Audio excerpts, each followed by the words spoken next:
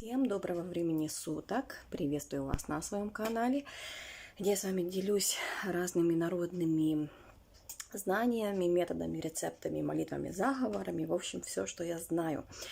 И сегодняшнее видео будет посвящено, наверное, не знаю, совету, это не рецепт, а именно как избавиться от гада, от змеи, ужа или любого ползучего существа именно в помещении. Вот. Почему именно в помещении, покажу сейчас, почему. В общем, есть у меня вот такое нежилое помещение, и тут несколько месяцев назад заливался фундамент, и, в общем, вон там, этот трэш, который остался после рабочих, скажем так, там его никто не трогает, и вот там вот что-то живет, где-то там под досками. В общем, есть у меня вот такой индикатор, которого зовут Тоша. Он туда начал, именно под те доски что-то скрептись, скулить, он туда вечно лезет. То есть, что-то там есть. И я сомневаюсь, что там ежик какой-то или там что-то может быть. Ну, точно не кот, точно не крыса никакая. При том, что здесь вот у меня хранились овощи. Это сейчас лук, там чеснок остался. А до этого лежали молодые початки кукурузы. И вот оно начало кушать кукурузу, притом съедало довольно много. Как видите, тут по лапкам ничего, тут плитка лежит, то есть то ли лапка, то ли что-то ползучее, ничего не понятно. И Тошка еще начал метить территорию, то есть что-то там такое поселилось интересное. В общем, метод моей бабушки. Если в помещение залез какой-то гад, будем называть, его надо выкурить с помощью ладана. При том, что это ей сказал когда-то, или вот не буду врать, или ей, или там прабабке. Ну, в общем, я этот метод получила от своей бабушки, скажем так. Кто там кого выгонял, я уже не помню, то ли прабабка, то ли бабка, то ли прапрапрабабка. Но точно, что это подсказал им батюшка и местный.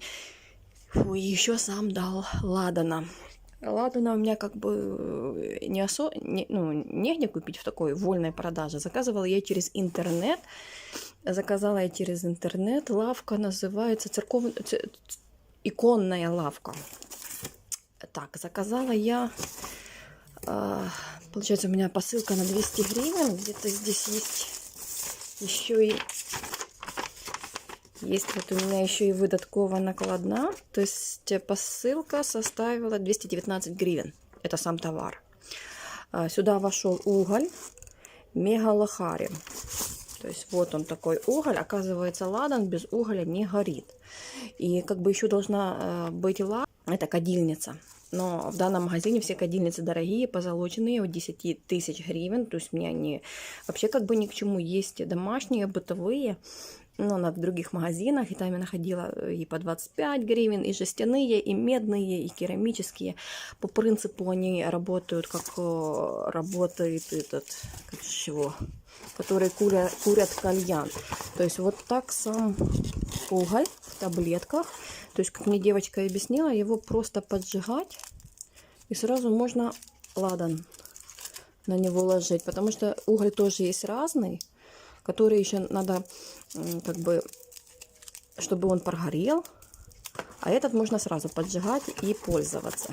Да, и кадильница. Кадильница, в общем, я нашла там, то, что мне понравилась, жестяная, по-моему, за 25 гривен она мне составила. Но минимальный заказ был на сайте 100 гривен. В общем, и я решила не брать никакого там дополнительного барахла. Что касается ладана, сначала я заказала ладан на 85 гривен. У меня первый раз, когда я составляла. Вот. Но потом он был на развес.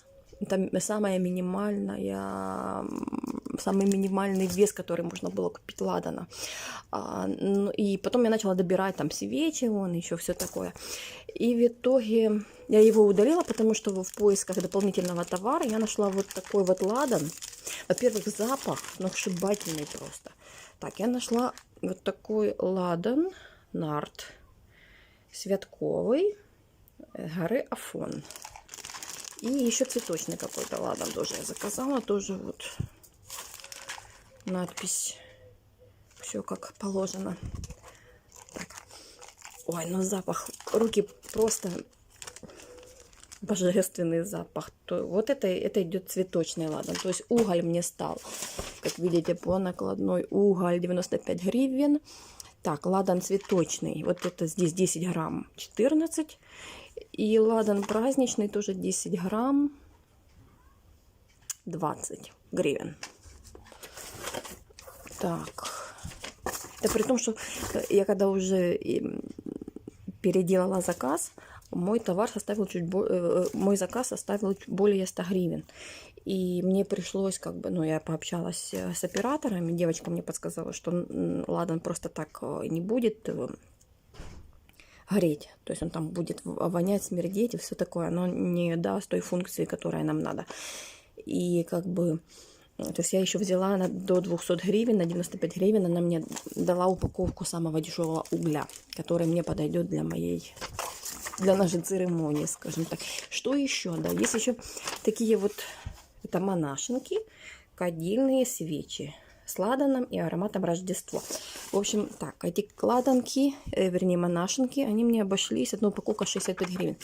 То есть это уже идет готовая свеча, тот же самый ладан вместе с углем и с эфирным маслом.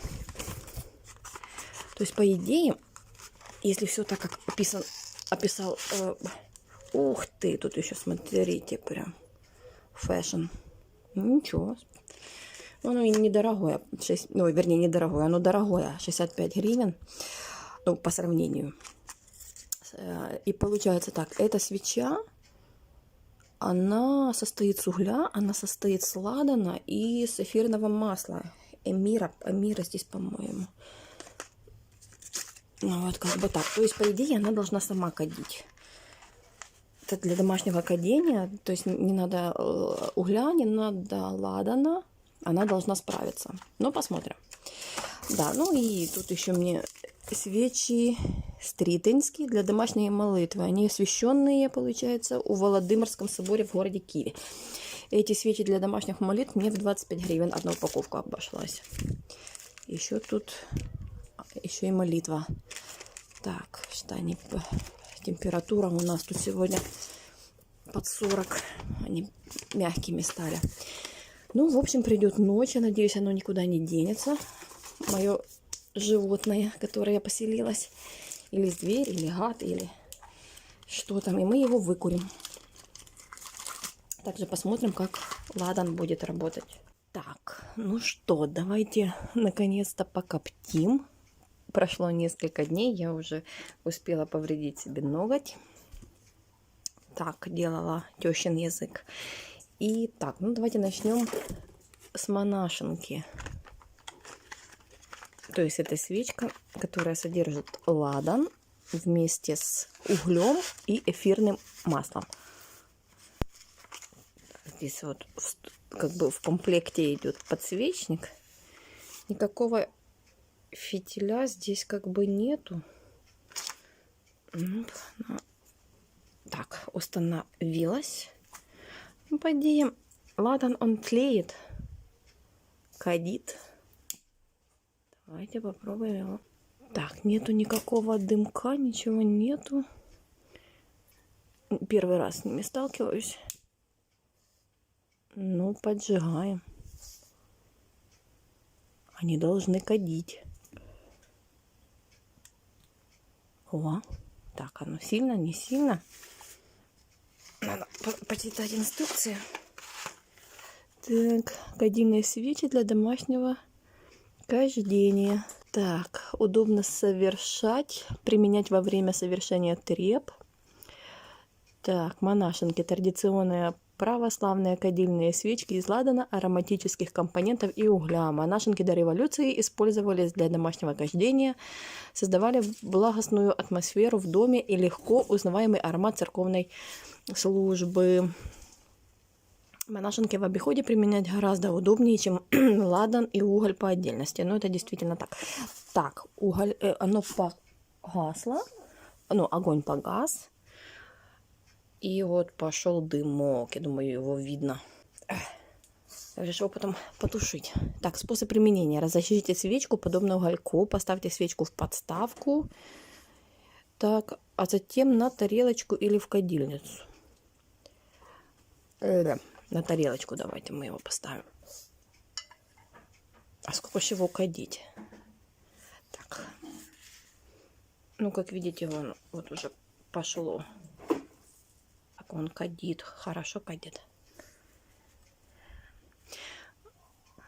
Но у меня уже не было никакой активности пару дней. То есть, если что-то было, оно, мне кажется, уползло. Что касается ладана. Для ладана нужна кадильница отдельная. Кадильницы у меня нету, я ее не покупала, так как она там стоит 25 гривен. Минимальный заказ 100 гривен. И девочка-оператор посоветовала мне взять просто обычную жестяную крышку, которую, в принципе, сейчас я попробую использовать. Монашенку я буду уже тушить, так как для моей территории, да, для этого помещения это достаточно. Я надеюсь, так оно потухнет. Угу. Там, если что, догорит. Свечи нельзя задувать. Можно вот так только пальчиками брать. Или же вот использовать вот такую штучку. Я не знаю, как она называется. Можете найти ее на Алиэкспрессе. Триммер для свечи. Так, он там подписанный. Так, что касается ладана. Для ладана необходимо уголь.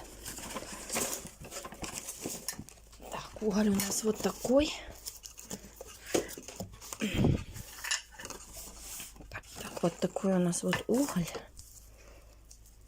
Это самая минимальная упаковка, которую мне могли прислать. Даже девочка-оператор мне объясняла.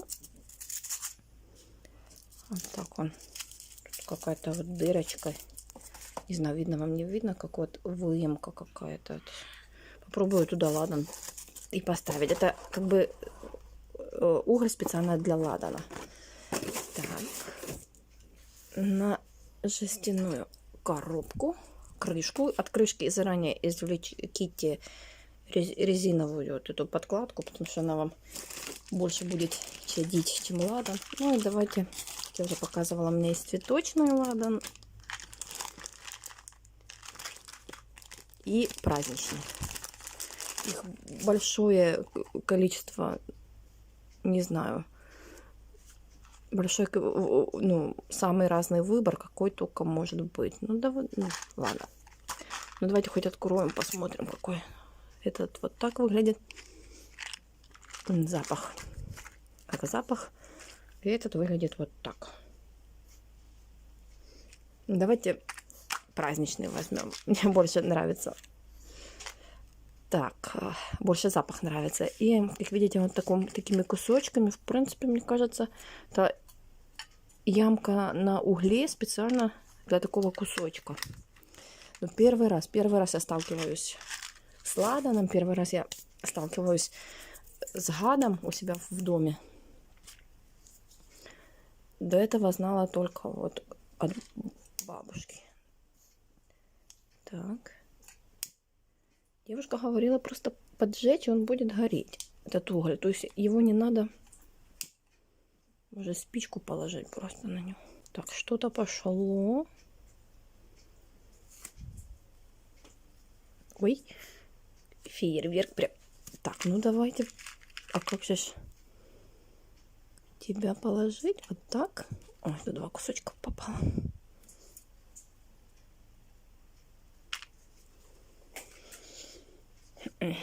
Что-то, я не знаю, это профессионалом надо быть. То, что у меня первый раз. Лучше, конечно, желательно ладанка для такого мероприятия. Но запах уже пошел обалденный просто. Запах есть, но нету никаких видимых признаков.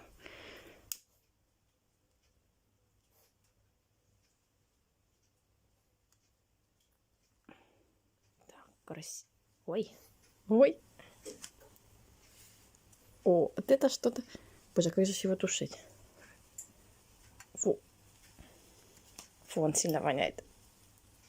Все.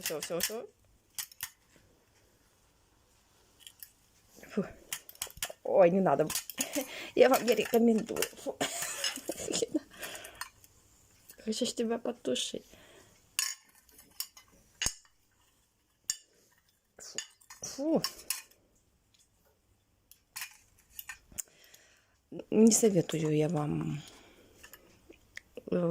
кадить ладан на угле в домашних условиях на жестяной крышке. Лучше использовать монашенки. Вот как бы она очень, очень приятный запах. Очень приятный запах. Ну, естественно, никто у меня не вылез. У меня полное помещение дыма сизого. Ну, в общем, как-то так. Ну, у меня уже несколько дней, как я уже говорила, у меня не было никакой активности с той стороны, где раньше у меня вот там что-то жило, то есть и Тоша там никакого внимания уже туда не обращает. И я так понимаю, что оно то ли само выползло, потому что у меня коробка вот с ладаном, со всеми этими свечами у меня была открыта. Вот. Как она пришла, я ее просто вот вскрыла, посмотрела, и ну, там просто был обалденный запах просто от того, что вот эти товары, скажем так, лежали в коробке в этом помещении. Может, этого было достаточно. Так, ну вот, в принципе, и все. Мы покадили. Раньше, ну, я всегда знала этот метод. Раньше я им никогда не пользовалась, потому что ко мне никогда ничего не подселялось. Но это было явно, что это гад. У меня, получается, еще соседи с Польши приехали. Их не было где-то около 5 лет, и у них там джунгли такие были дома, ну, просто страшные. Они это все вычищали, и, в принципе, они нам сказали, что какой-то шланг такой вот, то есть какой-то гад вот вылез оттуда, и вот они его прогнали там, и он полез к нам. И, в принципе, у меня вот какие-то ощущения были, что это было именно, ну, то ли змея, ну, больше, чем муж, что-то вот такое. Оно пряталось все время, вот Тошка вот как-то реагировал на него, но после кадения, ну, вообще ничего. Тошка себя спокойно ведет, и голова хорошо работает.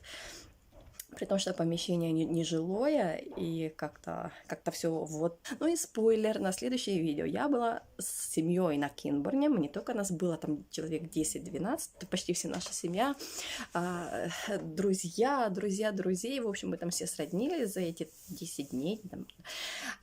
И, в общем, я не собиралась там ничего снимать, но мне пришлось использовать свой заговор, ну, тот, который у меня был на ютубе, по поводу рыбной ловли. Потому что ребята, вот и муж у меня, они сильно хотели, что вот рыбу ловить, там, это же все-таки национальный там парк, но для себя там можно, тем более ловили не на удочке, а мидии руками собирали, скаты подходили, ну, ружья не было, то есть, но с этими, с креветками вообще там все вручную делали, чуть-чуть не детским сачком вот это вылавливали. В общем, такой промысел. Но он получился, я вам все это покажу, я надеюсь, мне хватит времени, и я вам его смонтирую за дня 3. Надеюсь, до Нового года я его точно сделаю. Ну, в общем, я буду стараться, потому что я еще под впечатлениями, уже прошло там несколько дней, но я вам все это покажу. Покажу, как сработал мой заговор. Ну, если вам интересно, подписывайтесь на канал, ставьте лайки. Ну, пока. Пока-пока-пока.